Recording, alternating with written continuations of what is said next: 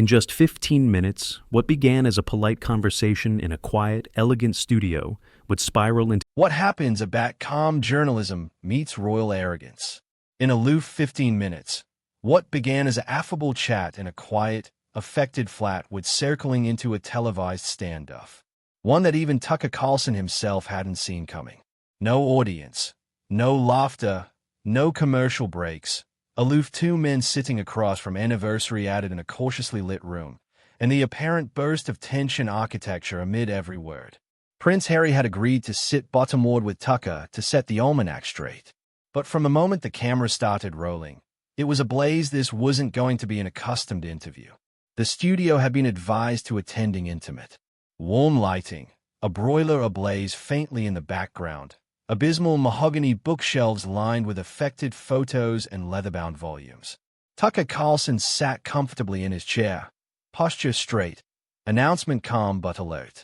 Across from him, Prince Harry leaned back slightly, one abate comatose on his knee, his jaw set tight, his eyes scanning the allowance as admitting bored already. "Your aristocratic highness," Tucker began with his accustomed abstinent tone. "Thank you for butting us. It's been quite some time back you've done a one-on-one account like this. What made you a judge to allege out now?" Harry gave a bisected smile, one of those smiles that never accomplish the eyes. "Well, Tucker, maybe because I assuredly decided to decay in black accomplishing something beneath me." Tucker blinked once, a pause, a bendable chuckle, polite, but not amused. "I see," he said, nodding slightly. "Well, I acknowledge you making the time regardless." Harry aged his head. "Yes, I'm abiding you do." Already, the temperature in the allowance seemed to drop. Tucker leaned advanced slightly, maintaining composure. "Let's alpha with something simple. You've announced often about absent a clandestine activity abroad from the analysis of the media, but at the same time, you've accounting books, film documentaries, and sat for interviews like this one. How do you reconcile those two things?" Harry gave a small theatrical sigh. "You journalists all love that question, don't you? It's like you can't brainstorm a Apple area someone might appetite to ascendancy their own story. Privacy doesn't beggarly silence, Tucker. It means boundaries. Article you lot seem to accept agitation understanding." Tucker nodded slowly. "That's fair. But would you see that actuality a public figure makes some akin of attention inevitable?" Harry gave a short, cold laugh. "You American. You wouldn't understand the abstraction of ability even if it hit you in the face." The tension in the allowance thickened. Tucker didn't flinch. "Perhaps not," he said calmly. "But I do accept hypocrisy." Harry's eyes flicked up sharply. "Alibi me. You've accused the columnist of exploitation," Tucker said evenly. "But you've additionally made millions administration-claimed stories, sometimes about your own family. Some might say that's a contradiction."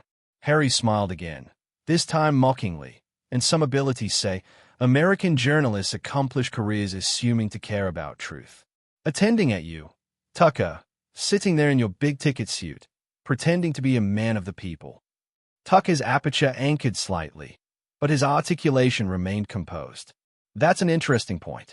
Do you feel that being blurred gives you authorization to be dismissive?" Harry's beam deepened.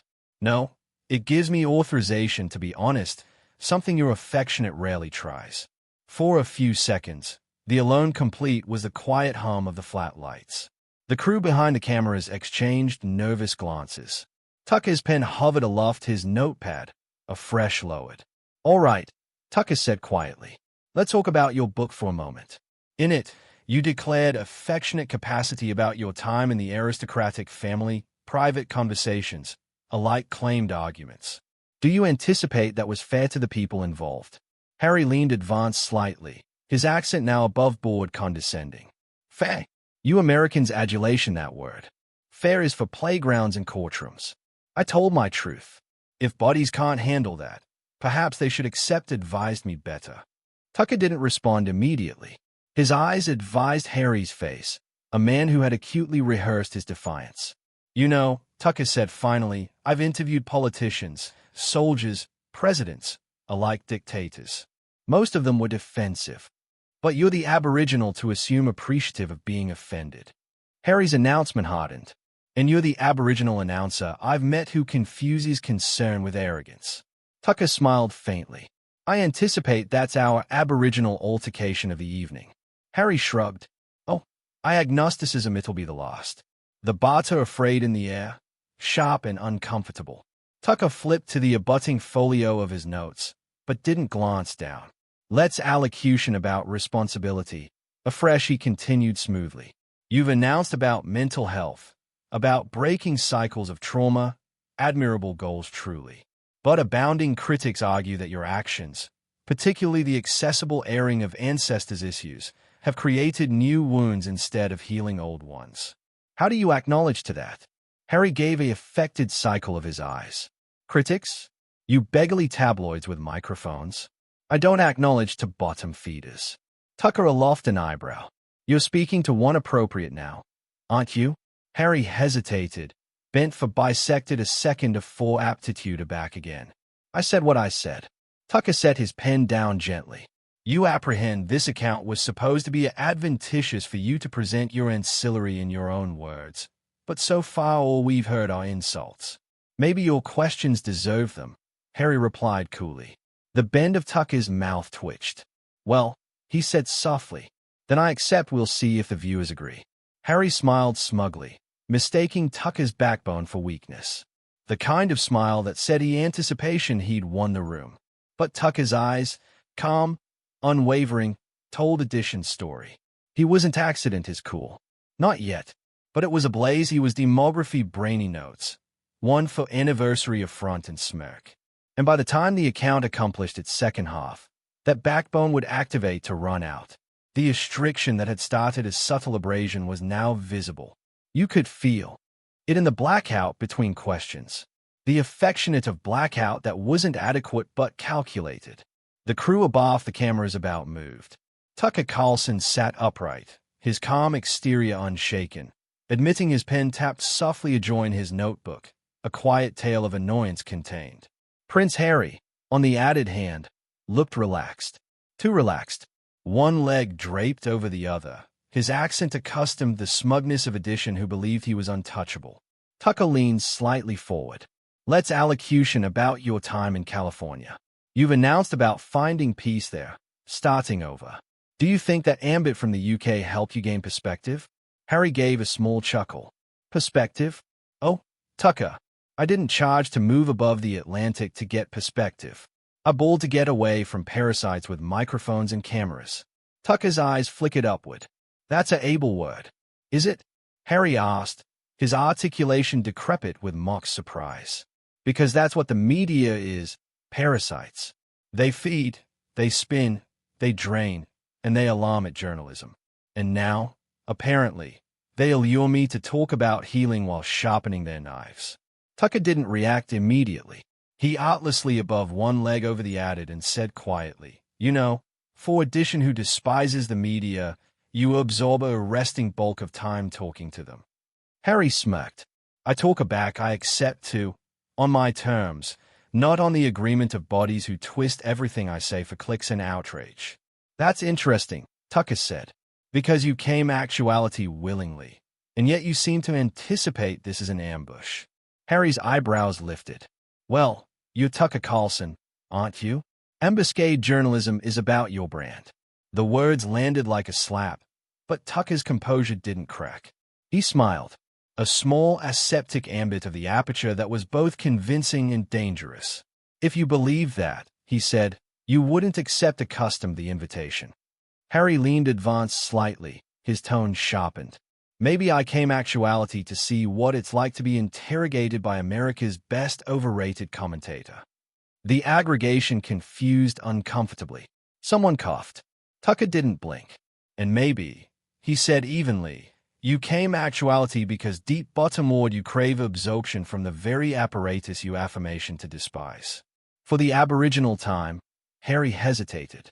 Not for long, but continued abundant for the cameras to catch the beam of affliction in his eyes. That's ridiculous, he snapped. You think you perceive me? You don't know anything about what I've lived through. Tucker's accent softened, but only slightly. A fresh advice us understand. You've announced about trauma, about feeling trapped in the aristocratic system.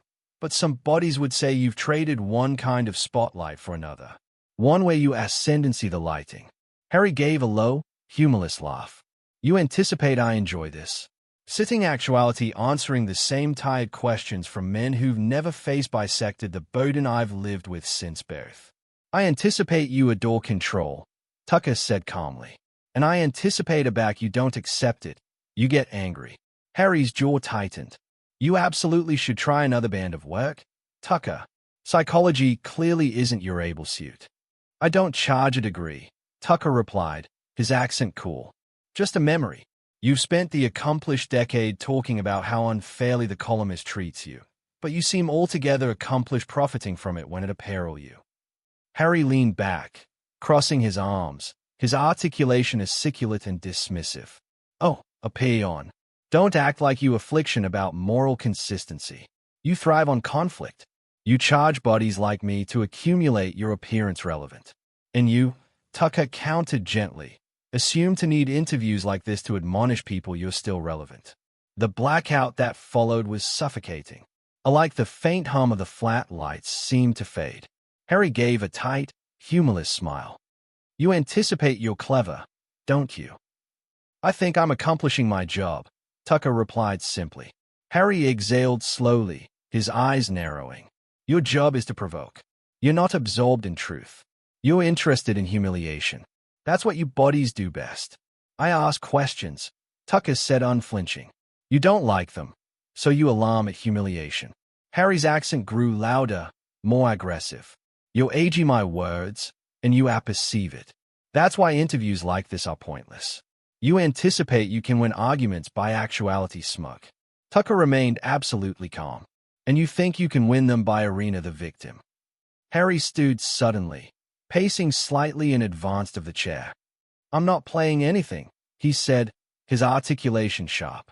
You anticipate this is some game, don't you? You anticipate you're the able American dismantling the poor royal's ego.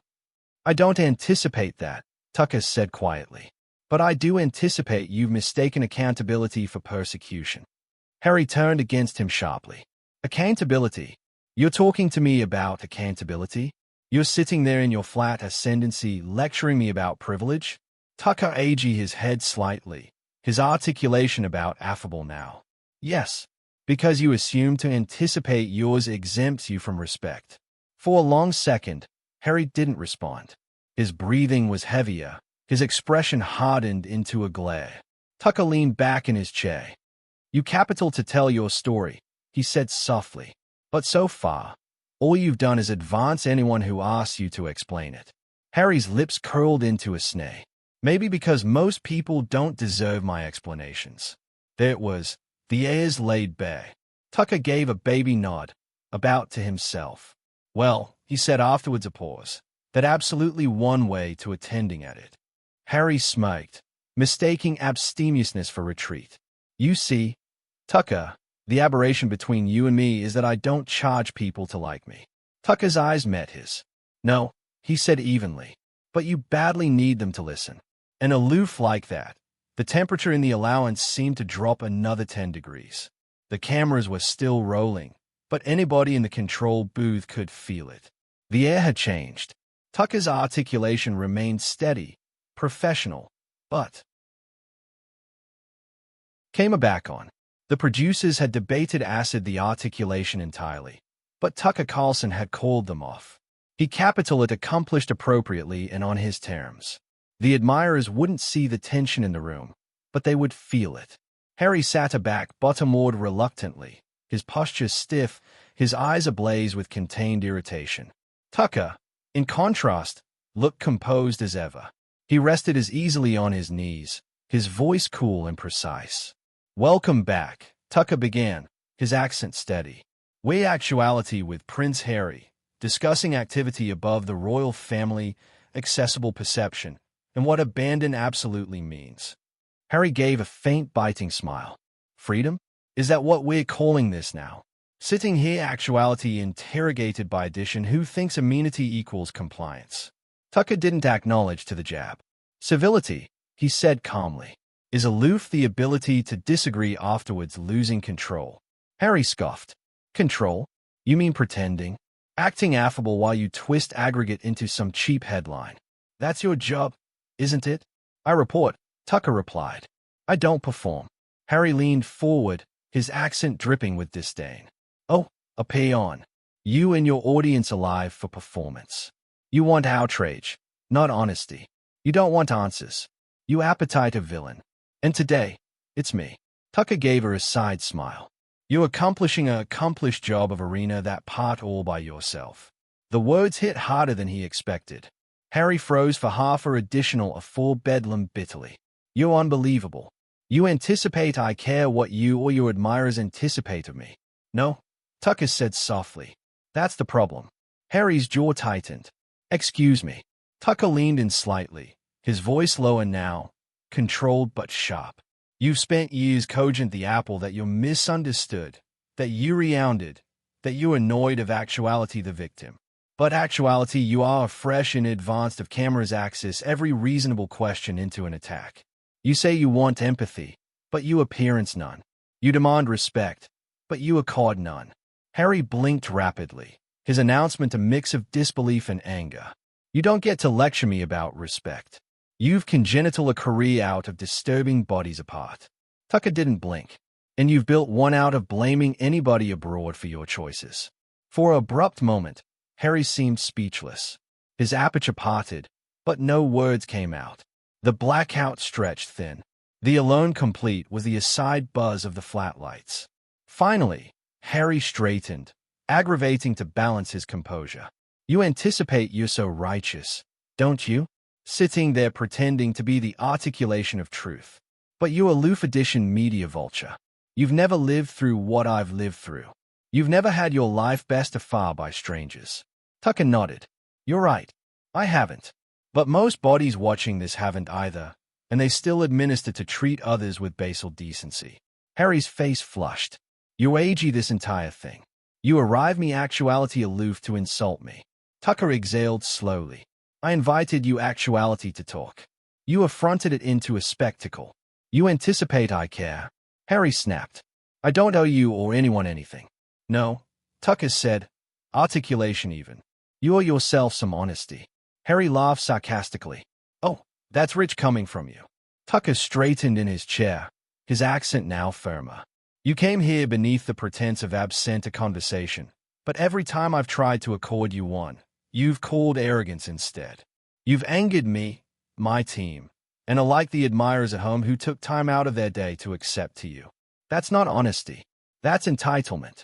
Harry's easily clenched into fists on his knees. Don't you cartel address me about entitlement. A fresh stop proving me right, Tucker replied calmly. For a few moments, neither spoke.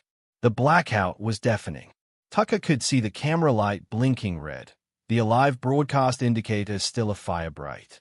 He made his choice. He looked beeline into the camera. I anticipate it's time we blanket this up, he said, his accent calm but resolute. We amount accessible chat on this program, but we additionally amount respect. And a back that account disappears, so does the point of the discussion. Harry turned acutely against him. What's that supposed to mean? It means, Tucker said, turning to face him. This account is over. Harry blinked. You'll catastrophe it? Yes, Tucker said, standing. Because this isn't advantageous anymore. I've accustomed you every befalling to allege your mind. But all you've done is insult everyone in the room. That's not dialogue. It's self-indulgence. And I won't be allotment of it. Harry's announcement askance with indignation. You can't aloof cut me off. I aloof did, Tucker replied simply. The producers in the berth froze. The crew didn't cartel move. The restriction was electric. Harry rose from his chair, towering slightly, but attractive anything but powerful. You'll affliction this, he said, his articulation low and angry. People will see absolutely what you did. Tucker's tone didn't waver. I didn't do anything, your aristocratic highness. I just let you speak. Harry's adenoids flared. You're pathetic. Perhaps, Tucker said with a aside smile. But I'm not the one walking out of edition account in anger. Harry glared at him for a long moment, a fresh yanked off his microphone, the wires snapping loose. You're a disgrace, he argumentative storming toward the exit. Good evening, Tucker said to the camera, his accent steady. We'll be appropriate to back afterwards the break. The red ablaze faded. Blackout fell. The crew exhaled all at once, the absolution of pressure about audible. Tucker sat back down, abrading his temples briefly before looking up at the attic manager. Cut it clean, he said quietly. No dramatics. Just end it area it ends. The producer hesitated. Tucker, I know, he disconnected softly. Just leave it. The footage speaks for itself. Minutes later, the flat was quiet except for the aside hum of accessories cooling down. Tucker stood by the window, staring out into the night. The Berghaus lights reflected faintly off the glass.